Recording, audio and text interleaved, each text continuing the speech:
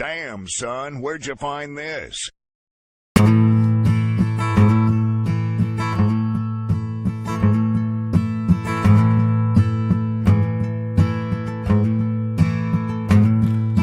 Wish I was in Austin in the Chili Parlor bar, drinking Mad Dog margaritas in that Kenway yard. Here I am in Dublin, just rolling cigarettes, holding back and choking back shakes with every breath.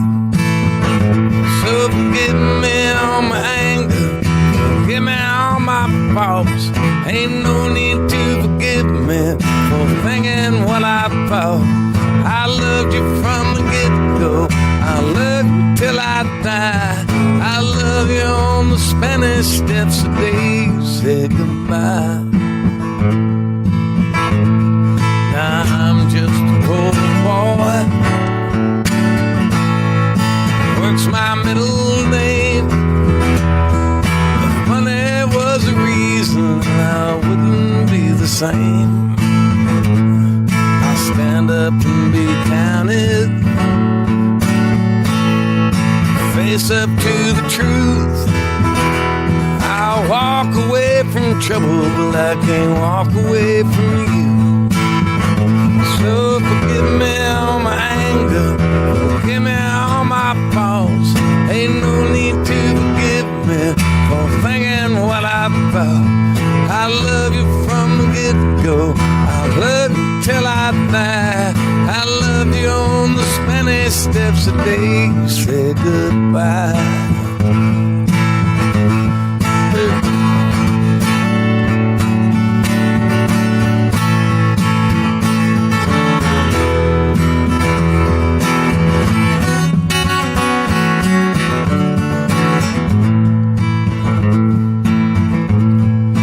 I've been to Fort Worth,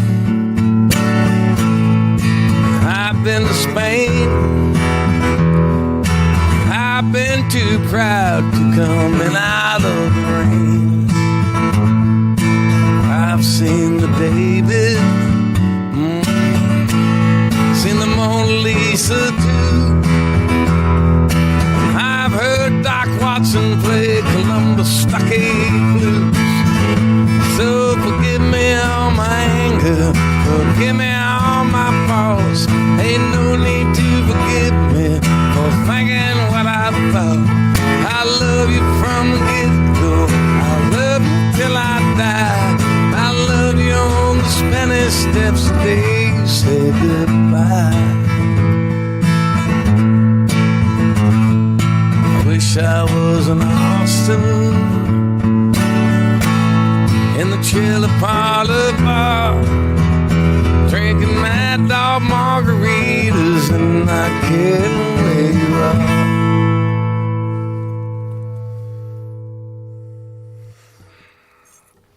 So, let's see.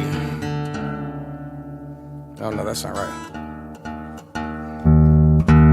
Steve Earle live here on KEXP.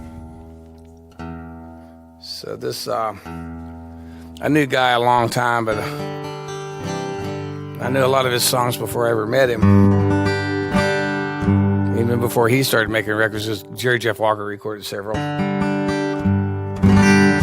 This was kind of the first song that he wrote after I got there that I remember being around when it came about.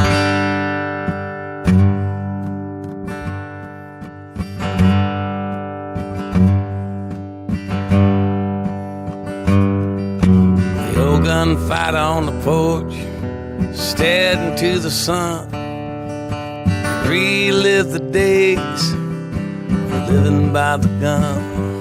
When deadly games of pride were played and living was mistakes not made, and the thought of the smell of the black powder smoke and the stand in the street at the turn of a joke. Ah, the smell of the black powder smoke and the stand in the street at the turn of a joke. It's always keep your back to the sun. You can almost feel the weight of the gun. It's is faster than snakes or the blink of an eye, and it's a time for all slow men to die. His eyes get squinty and his fingers twitch, and he empties a gun at the son of a bitch, and he's hit by the smell of the black powder smoke and the stand in the street at the turn of a joke. The smell of the black powder smoke and the stand in the street at the turn of a joke. Now the burn of the bullet's only a scar.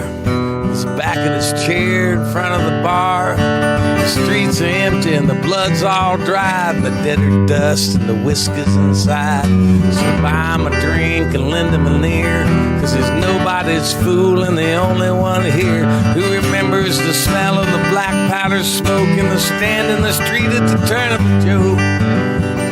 The smell of the black powder smoke and the stand in the street at the turn of a joke.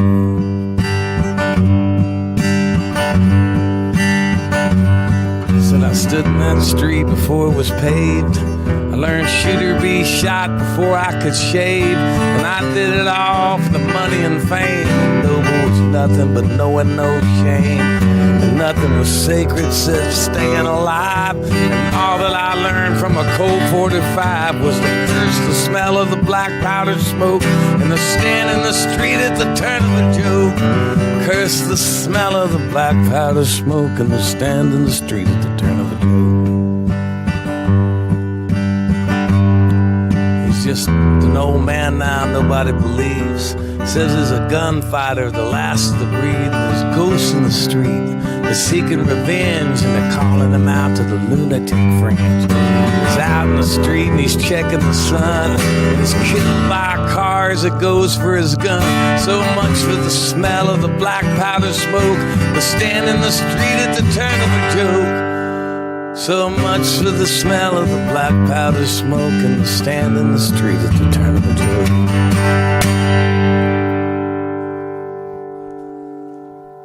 90.3 FM, KEXP, Steve Earle here in the KEXP studio. Guy Clark song, The Last Gunfighter Ballad. That was just great. Thank you very much again, Steve, for coming by today.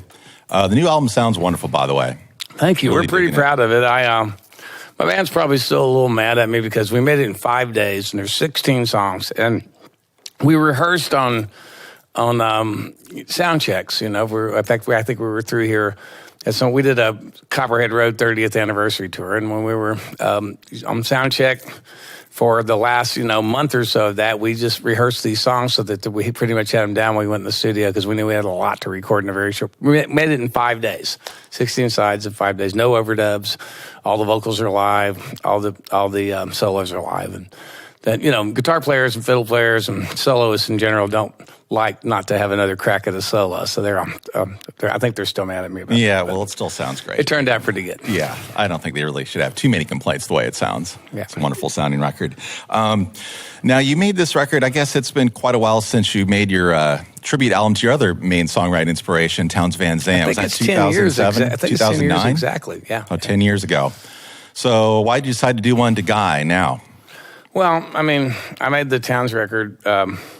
Guy was still alive, and I knew when Guy passed away that I would have to make this record. I think I probably even thought about it before that, and basically, I do not want to run into Guy on the other side having made the Townes record and not made his. So I knew I was going to have to make it. I'm not even sure I believe in that. I mean, I believe in God, but I don't know anybody took real lysergic acid, diethylamide 25 that doesn't. But it was just a hereafter. That's open to discussion for me, but I'm not willing to take a chance on that when it comes to that confrontation. When it gets right down to it, can be pretty severe. And if he was displeased with something, so I don't want to. So I decided I had to make the Guy record. I made it now largely because making this record now means that this other record that I'm writing, my own songs, can come out in 2020, which is a way more political record, and I want it to come out in 2020 for some reason. Yeah, imagine that. I wonder why that year would be a good year to come out with a good political record. We'll talk about that in a little bit, too. You basically met Guy when you were still a kid. I was 19. I mean, I knew Townes. I met Townes when I was 17. And I banged around Texas for a couple of years, and then I finally figured out that Austin was probably less than a serious environment, for me especially. So, and Guy by that time was in Nashville, and I knew that. And so just like I went to Houston looking for Townes Van Zandt, I went to Nashville looking for Guy Clark. And you found him. Oh, yeah. A friend of mine, Richard Dobson, who's no longer with us, a great songwriter in his own right, was tending bar in a place called Bishop's Pub. And I'd been around for, several weeks, maybe even a couple of months. And Guy and Susanna had moved out to the country by the time I got to town, so you didn't see them quite as much. And I walked in one night just to sign up to do a set and pass the hat, which is what you did. It was basically a basket house. And Richard saw me come to the door. He said, "Guy's in the back." So I went straight back, and I had this cowboy hat nobody would have recognized me without, and had it kind of pulled down over my eyes. And I sort of sat back in the corner, he and Susanna, and I think Jim Stafford and Deborah Allen back there shooting pool.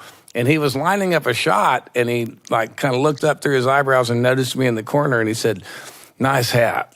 And that's what started the conversation, and found out I knew Townes, and then I started getting invited to stuff. And it was the beginning of a real live old world style apprenticeship. He liked my songs, and he championed them. He helped me get my first publishing deal. I wouldn't be, sitting here doing this that I do for a living if it wasn't for Guy Clark.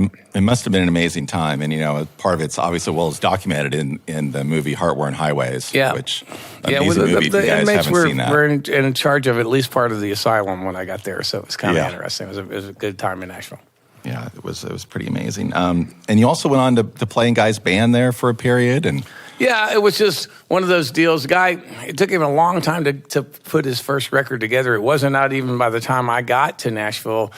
Rodney Crowell had sort of been the kid in that circle of people till I got there. And then Rod moved to the West Coast to play in Emmy's band, which made me the kid. And your duties as the kid were to play bass if Guy did decide he wanted to put a band together for something, and to talk to Susanna when Guy wasn't talking. And not when he was mad, he just didn't talk sometimes. And Susanna would call you and go, "Come get me." And so that became my duty rather than Rod's at that point. What do you appreciate most about Guy's songwriting? Greatest story songwriter that ever lived. They're full-blown, fully developed stories with a beginning and a middle and end, and highly, highly developed characters. And he just had a knack for making you feel that and making you see what he saw when he was 8 years old. And he knew Jack Prigg, who, sounds like it was his grandfather, was actually his grandmother's boyfriend. And then, Texas 1947, where you're seeing he's 6 years old and you're seeing a train coming. It's a very, very highly developed memory for detail, and a way of putting that into a very short period of time, getting a lot of information out there really quickly in a way that people can absorb it. Which song of his do you wish you would have written? Oh, God, there's a lot of them. The last Gunfighter Ballad's way up there. He wrote... One of the last songs he wrote was a song called My Favorite Picture of You. It was the title track of his last record, and he finally won a Grammy for it. And Susanna passed away before Guy did, which I don't think anybody saw that coming, and I don't think he saw it coming. And it was just basically about the cover of the record is him standing there holding this photograph of Susanna, and I know the whole story. I knew about it from the time I was 19.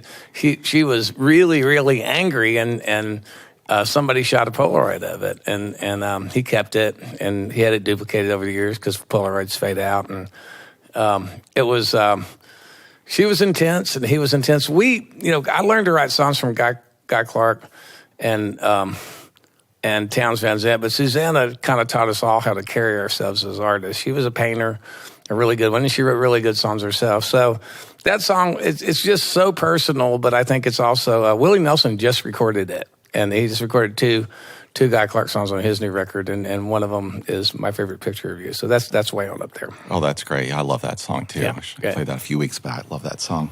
How do you decide of all the Guy Clark songs, which ones to actually put on the record? I just finally had to make a decision I knew I was going to disappoint somebody. I ran into Louis Perez right after, I was at Hardly Strictly right after I recorded the record, and Los Lobos pile out of a van, and Louis sees me from all the way across the staging area, and he comes straight over and he says, "I heard you made the Guy record," because he's the principal lyricist in Lobos and big Guy Clark fan. And I said, "Yeah." And he goes, "Did you record the Cape?" And I said, "No."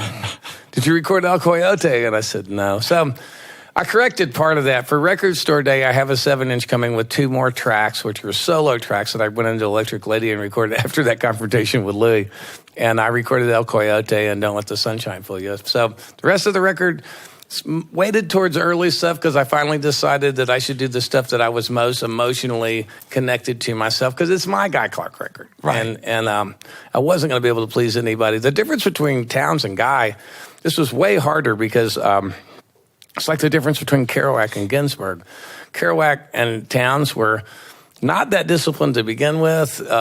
Both, stopped writing at all the last, couple of decades of their lives due to, problems they had with a lot of things.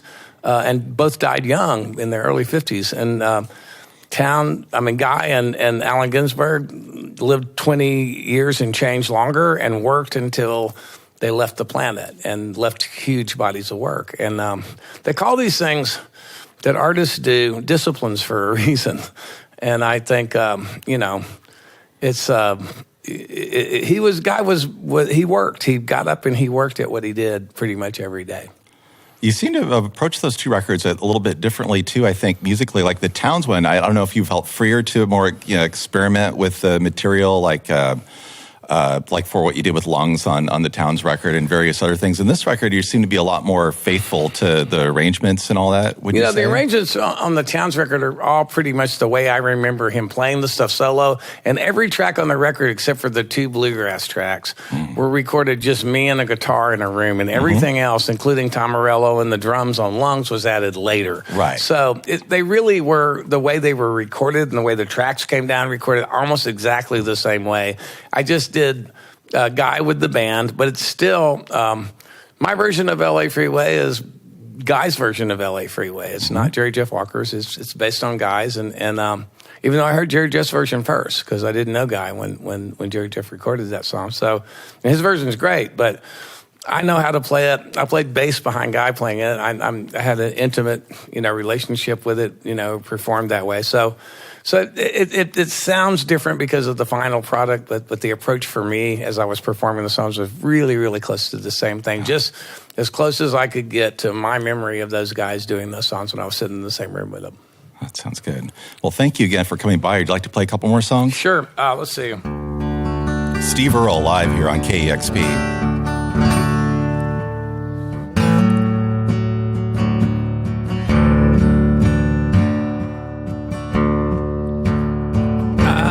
Play the Red River Valley. He sat in the kitchen and cried, run his fingers through 70 years of living. I wonder, Lord, is every well I drill gone dry? We are friends and a soul man, like desperados waiting for a train. Desperados waiting for a train.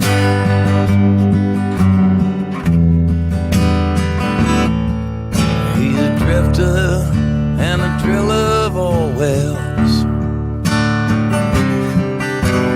an old school man of the world.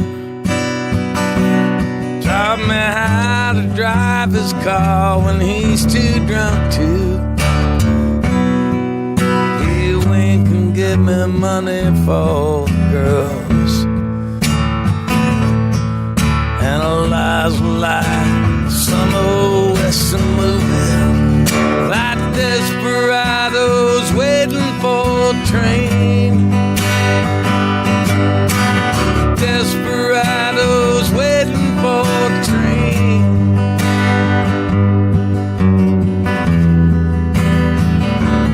From the time I like a walk, take me with them to a bar called the Green Frog Cafe. Oh, men with beer guts and dominoes, about their lives while they played. I was just a kid called a sidekick, like desperados waiting for a train.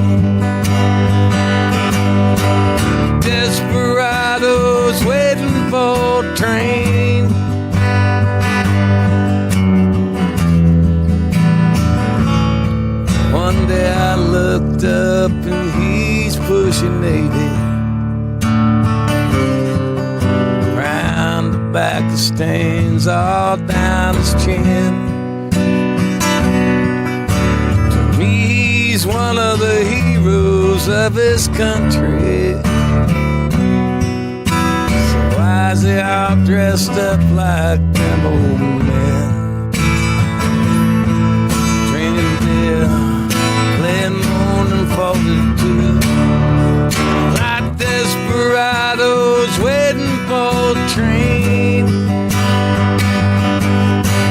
Desperados waiting for a train.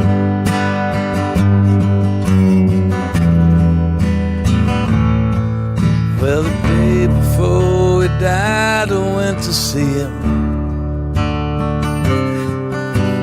Now he's grown, he's almost gone. We closed eyes and dreamed us up a kitchen. Sang another verse to that old song. So come on, Jack, son of a bitch is coming. Like desperados waiting for a train. Desperados waiting for a train. Desperados waiting for a train. Desperados waiting for a train.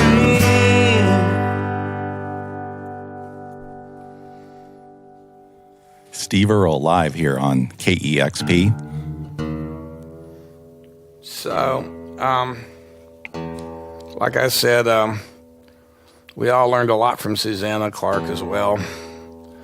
And, you know, we kind of, one of the reasons I got married so many times is that I kind of wanted what they had. And they were together until Susanna passed away. And they made art and supported each other and were each other's biggest fans and biggest, best audiences. And we, you know, there was two places to play in Nashville when I got there. And so mostly what we did is we got together in Jim McGuire's studio or John Lomax's house someplace and sat around and tried to impress each other with whatever we'd written that week. And mainly we were trying to impress Susanna. And this is a Guy Clark song that I knew before I even knew Guy Clark. And this is for Susanna.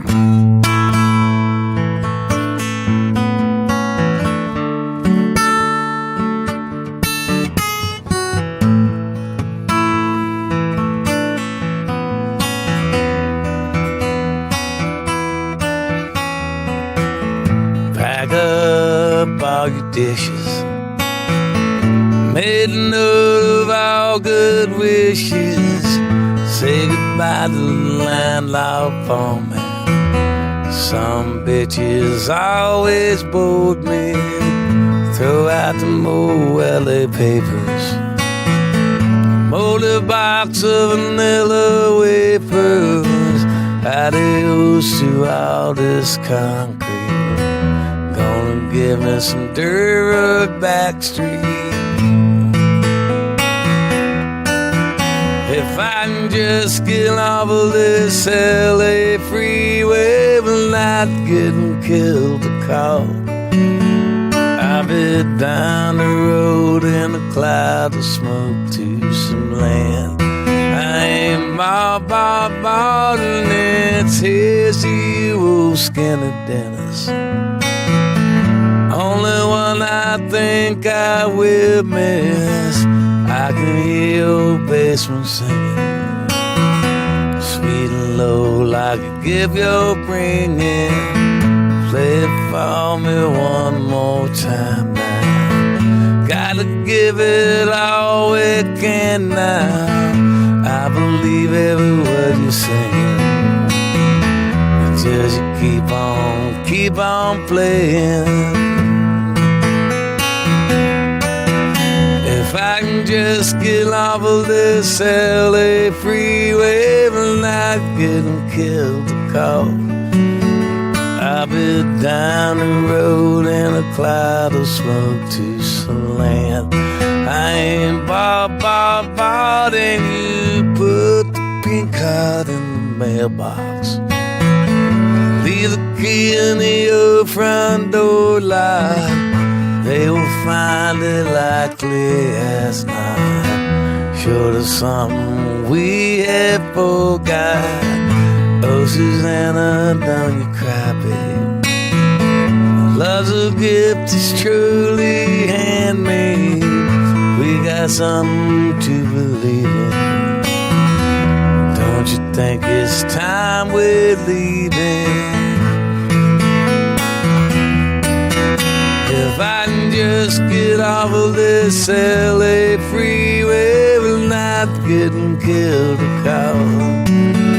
I've been down the road in a cloud of smoke to some land I ain't bought, and I just get off of this LA freeway without getting killed or caught.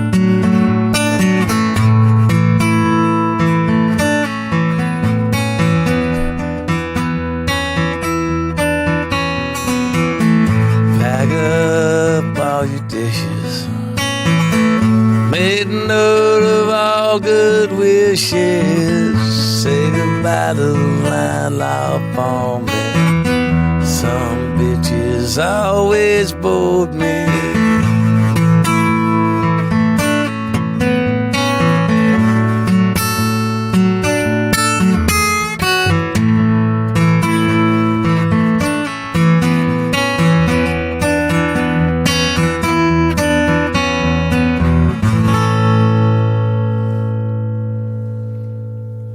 90.3 FM, KEXP, Steve Earle, live here in the KEXP studios. That great version of one of Guy Clark's greatest songs, LA Freeway. Thank you again, Steve, for coming by the station today. That sounded awesome. Thanks. That sounded wonderful. You mentioned also you have another album you're working on. You're going to put out next year. Yeah. You want to talk about that a little bit? Yeah, it's going to be way more political, and I knew that I had that record coming in. I mean, a lot of people wondered why So You Want to Be an Outlaw wasn't more political, and the truth is I didn't know that this was going to happen when I was writing those songs. But don't expect the preaching to the choir record that you've heard from me in the past, because I've done that a couple of times, and you know, I haven't changed my mind or my heart about any of that. I'm probably more radical than I've ever been, because that's what fascism does. But I think that we're in trouble, and I think that what I want to do is try to make a record that speaks to people that didn't vote the way that I did, and it didn't have to be that way, and didn't have to be the next time. Because if you can sit around and think that bad people elected, you know, Donald Trump, and that's all there was to it, and Russians, and, you know, those are factors, but it's not anywhere close to all of what happened. And I think, you know, if we don't find a way to concentrate on what, you know, we have in common with the other, you know, with everybody in this country has in common, which is more than I think that we've been led to believe. And they're very powerful people that are heavily invested in us continuing to believe that. So I want to make a record that changes hearts and minds, because I still believe music can do that. Well, that sounds very worthwhile. I'm really excited to hear it. You have a title for it yet? I'm going back and forth. It's probably going to be called Coal Country, because the core of the record is being written for a theater piece that's going up at the Public Theater in New York next year. Jessica Blank and Eric Jensen wrote the book. The songs are mine. It's not really a musical as much as a play with music, and it's about Upper Big Branch, which was a coal mine that blew up in West Virginia. That guy, Don Blankenship, that you saw that could barely string a sentence together, that ran for the Senate in West Virginia, and thank God didn't win. He owned that mine, ran at outlaw every minute, and killed every one of those guys, a whole shift. And so that's what the core of the record is, because I think people think everybody in West Virginia voted for Donald Trump because everybody's working in coal, and the truth is 1 in 1,000 people, even in the coal communities, have a job in a coal mine. And you know, it's a problem throughout the country. It's coal country, it's steel country, it's wherever there aren't jobs that regular people without a college education can get. And the jobs didn't go away from a conspiracy. They didn't go away because unions are bad. They went away because of machines. more than anything else. And the difference between us and a lot of other countries of the world is we never did anything to compensate for that. And we've got to try to figure out a way to do it or we are in trouble. Well, again, that record sounds very promising. Very looking forward to hearing it. Thank you again for coming by the studio here today. Thank you. Always happy to have you drop by and very looking forward to Always having you good come to be by by. again. I'd like to thank our awesome film crew of Jim and Alia and Justin and Carlos, our awesome photographer, and David for providing hospitality, and the great Kevin Suggs for producing this session. You are listening to KEXP Seattle. Discover new music at listener-powered KEXP.org.